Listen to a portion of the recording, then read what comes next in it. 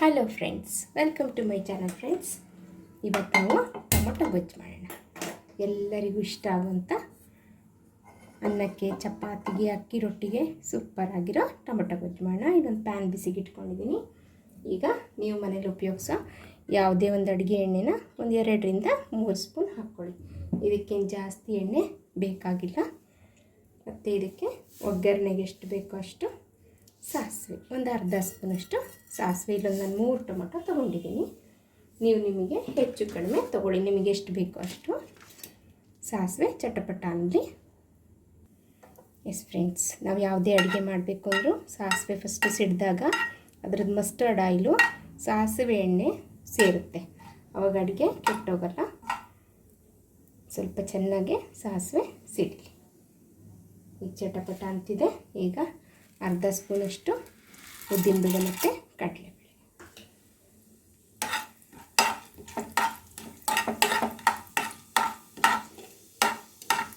ಮತ್ತು ಇದಕ್ಕೆ ನಿಮಗೆ ಎಷ್ಟು ಬೇಕೋ ಅಷ್ಟು ಕರಿಬೇವು.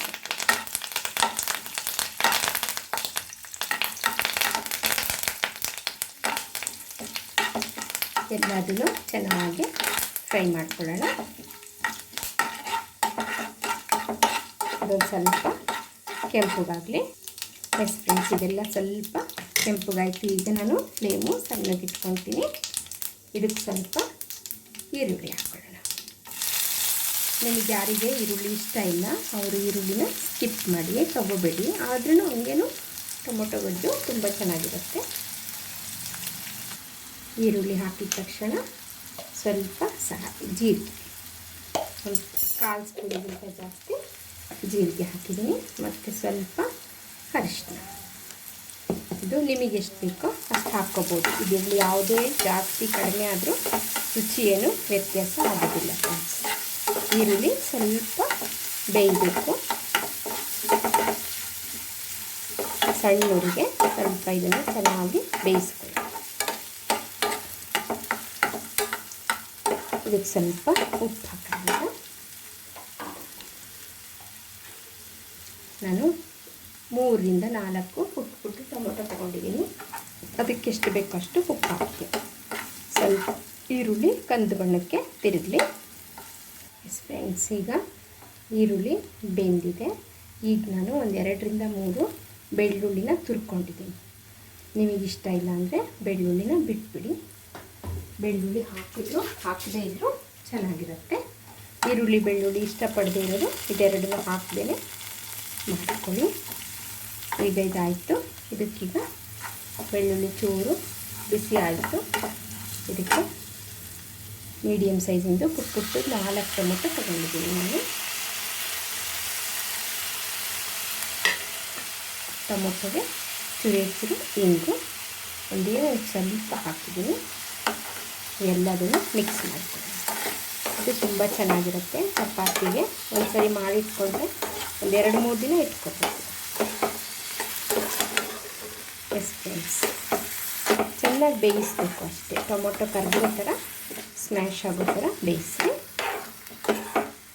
ದಿಢೀರಂತ ಮಾಡ್ಕೊಳ್ಳುವಾಗ ನೀವು ತೆಂಗಿನಕಾಯಿನೂ ಉಪಯೋಗಿಸಿ, ರುಚಿ ಇನ್ನೂ ಚೆನ್ನಾಗಾಗತ್ತೆ. ಇದಕ್ಕೀಗ 1 ಸ್ಪೂನಷ್ಟು ತೆಂಗಿನಕಾಯಿ ಹಾಕ್ತಿದ್ದೀನಿ. ಈಗಲೇ ಹಾಕಿದ್ರೆ ತೆಂಗಿನಕಾಯಿ ಚೆನ್ನಾಗಿ ಬೆಂದ್ಕೊಳ್ಳುತ್ತೆ.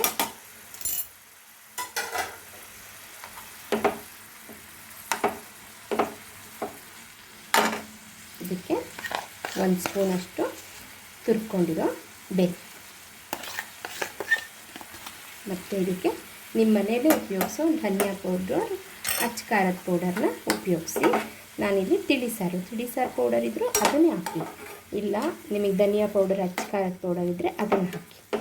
ಅಷ್ಟೇ ಹಾಕಿದ್ರೆ ಯಾವ್ದಾರು ಒಂದು ಹಾಕಿದ್ರೆ ಸಾಕು. ಧನಿಯಾ ಪೌಡರ್, ಅಚ್ಚ ಖಾರದ ಪೌಡರ್ 2 ಹಾಕಿ. ಇಲ್ಲಾಂದರೆ ತಿಳಿ ಸಾರು ರಸಮ್ ಪೌಡರ್ ಮಾಡಿರ್ತೀವಿ ಅದನ್ನು ಹಾಕಿ. ಈಗ ನಾನು ತಿಳಿ ಸಾರು ಪುಡಿ ಹಾಕ್ತೀನಿ. ನಾನು ಪೂರ್ತಿ 1 ಸ್ಪೂನು ತಿಳಿ ಸಾರು ಪುಡಿ ಹಾಕ್ತಿದ್ದೀನಿ. 1.5 ಸ್ಪೂನಷ್ಟು. ಇದರಲ್ಲೇ ಮೆಣಸಿನಕಾಯಿ ಹಾಕಿರೋದ್ರಿಂದ ಖಾರ ಸಾಕಾಗುತ್ತೆ. ನಿಮಗೆ ಬೇಕು ಅಂದರೆ ಸ್ವಲ್ಪ ಖಾರವಾಗೂ ಮಾಡ್ಕೊಳ್ಳಿ. ಈಗಿಲ್ಲ ಇದಕ್ಕೆಲ್ಲ ಹಾಕಿದ್ದಾಯ್ತು ಫ್ರೆಂಡ್ಸ್. ಈಗ ಇದನ್ನು ಸಣ್ಣ ಉರಿಗೆ ಕುದಿಯೋಕ್ಕಿಡೋಣ. ಟೊಮೊಟೊ ಎಲ್ಲ ಕರಗಿ ಗೊಜ್ಜು ಥರ ಹಾಕಬೇಕು. ಇದಕ್ಕೇನು ನೀರು ಹಾಕೋಷ್ಟಿಲ್ಲ. ಹಾಕಿರೋ ಬೆಲ್ಲ ಉಪ್ಪಿಂದ ಟೊಮೊಟೊ ನೀರು ಬಿಟ್ಕೊಂಡು ಚೆನ್ನಾಗಿ ಕುದಿಯುತ್ತೆ. ಓಕೆ ಫ್ರೆಂಡ್ಸ್, ಇದನ್ನು ಮುಚ್ಚಿಟ್ಬಿಡೋಣ. ಒಂದು 3 ಮಿನಿಟ್ಸ್ ಬಿಟ್ಬಿಟ್ಟು ತೆಗೆದು ನೋಡೋಣ. ಆವಾಗ ಸರ್ವಿಂಗಿಗೆ ರೆಡಿ ಇರುತ್ತೆ ಗೊಜ್ಜು. ನಿಮಗೆ ಬೇಕಾದರೆ ಉಪ್ಪು ಖಾರ ವ್ಯತ್ಯಾಸ ಮಾಡಿ, ಓಕೆನಾ, ಹಾಕ್ಕೊಳ್ಳಿ ಬೇಕಾದರೆ.